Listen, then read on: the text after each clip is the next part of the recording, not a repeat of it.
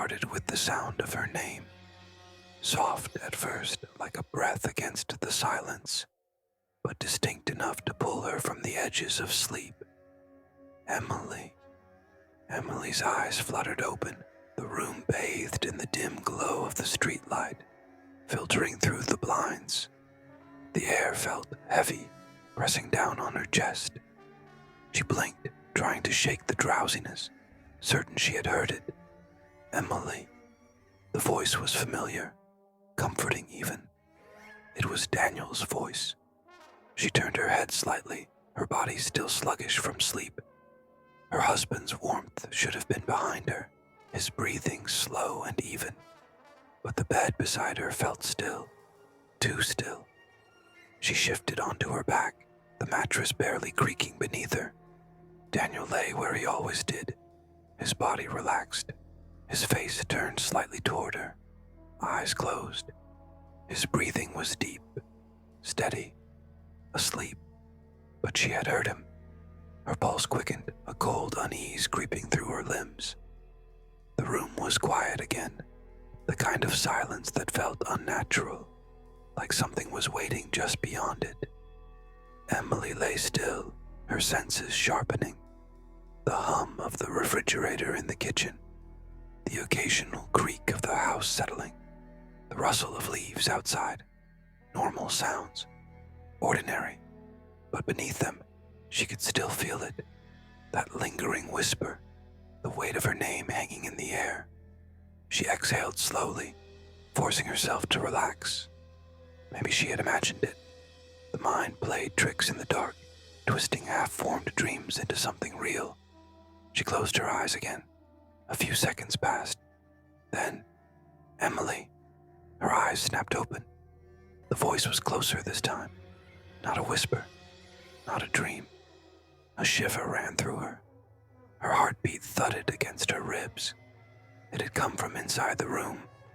Her breath hitched. She turned her head just enough to glance at Daniel again. He hadn't moved. His chest rose and fell in the same slow rhythm. But he had called her name, hadn't he? A chill prickled at the back of her neck. The covers felt too warm now, suffocating. She peeled them back slightly, her fingers cold against the sheets. The darkness in the corners of the room seemed deeper than before, stretching, shifting. The shadows clung to the edges of the furniture, the closet door barely visible across from the bed. She tried to swallow, but her throat was dry. The house was old. Old houses made noises. Voices in dreams could bleed into reality. There was always an explanation. Still, she couldn't shake the feeling that something was wrong. Her fingers brushed against Daniel's arm, solid and warm. He stirred slightly, but didn't wake. The room felt colder now. Emily. Her breath caught in her throat. This time, it came from inside the closet. She couldn't move. The name still lingered in the air, wrapping around her like cold fingers. Every instinct told her to pull the covers over her head, to squeeze her eyes shut, and pretend she hadn't heard it. But she had. She knew she had. Her heartbeat pounded against her ribs, her breath shallow.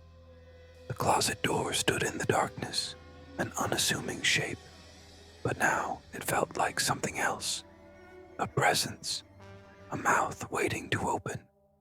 Her fingers tightened around the edge of the blanket. She needed to turn, to wake Daniel, to tell him something was wrong. But her body wouldn't listen. She was frozen, the weight of dread pressing her into the mattress. Seconds stretched. She listened. The silence was thick, unnatural. The air itself felt heavier, as if something unseen was filling the space between the walls. Her gaze flickered back to Daniel. He hadn't moved. His breathing remained deep, undisturbed. How could he not hear it? Her throat felt tight as she swallowed. She forced herself to move to turn toward him. Slowly, she reached out, her fingers barely grazing his shoulder. It was enough.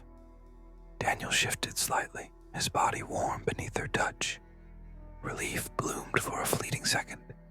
He was here, real, solid. But then she felt it. Something was wrong. The rhythm of his breathing. It was too perfect, too steady, almost deliberate. She pulled her hand back. The hairs on her arm prickled. Something in the room had changed. The air was colder now, carrying a scent she couldn't quite place. Stale, like old wood, like something left too long in the dark. She turned her head toward the closet again. Her pulse throbbed in her ears. The door was closed. It had always been closed, hadn't it? Her mind twisted, searching for certainty. She tried to picture it from earlier that night. Had she left it open before bed? Number, she would have noticed. A creak, a tiny, almost imperceptible shift in the darkness. Her stomach clenched. It hadn't come from the bed. It hadn't come from Daniel. It had come from the closet. The blankets felt too tight now, like they were trapping her. She fought the urge to bolt upright. If she moved too quickly, if she made a sound, would whatever was inside know she was awake? She forced herself to take slow, careful breaths. In, outside. Don't panic. She needed to wake Daniel. Now her fingers trembled as she reached for him again. Her touch was firmer this time. A silent plea. He didn't stir. Something shifted again. She knew now. The door hadn't been completely closed. A sliver of blackness. A gap barely the width of a finger. But it hadn't been there before. Something was watching. The realization slammed into her like ice water. She felt it before she saw it. A pressure. A weight in the air. Her eyes locked onto the sliver of darkness. And then, a whisper. Soft. Almost curious. Emily. Her stomach twisted. The voice wasn't coming from Daniel. It wasn't coming from the bed at all. It was coming from inside the closet. The darkness inside the closet breathed. Emily felt it, the way the air thickened, how the very space around her seemed to constrict. The whisper of her name had not faded. It lingered, curling in the silence, sinking into her skin. Her limbs refused to move. Her mind screamed at her to wake Daniel, to run, to do anything but lie there in the suffocating quiet. But fear had wrapped itself around her like an iron chain. The gap in the closet door had not been there before. It was wider now. She wasn't imagining it. Something inside was moving. Her breath hitched, chest tightening, as the shadows within the closet began to shift. They weren't natural shadows, not just darkness, not just the absence of light. They had depth, texture, as if something was pressing against the fabric of reality, stretching it thin. The voice had come from inside, and now something was coming out. The first thing she saw were fingers. Long, too long, pale, almost grayish, emerging from the sliver of darkness, curling around the edge of the doorframe. They moved with slow precision, pressing against the wood as if testing it. Her pulse pounded against her skull. She wanted to scream. The fingers tightened. The door creaked. Her body finally obeyed her. She shot up in bed, shoving at Daniel, panic breaking through her paralysis. He still didn't move, not at first. But as she gripped his arm, shaking him, he let out a sluggish breath, stirring at last. Relief barely had time to register, because the closet door opened, not fast, not violently, but purposefully. The blackness beyond it was absolute, a void, an open mouth. Emily could barely breathe. Then something stepped forward. It was tall, too tall to fit in the closet, and yet it had been inside.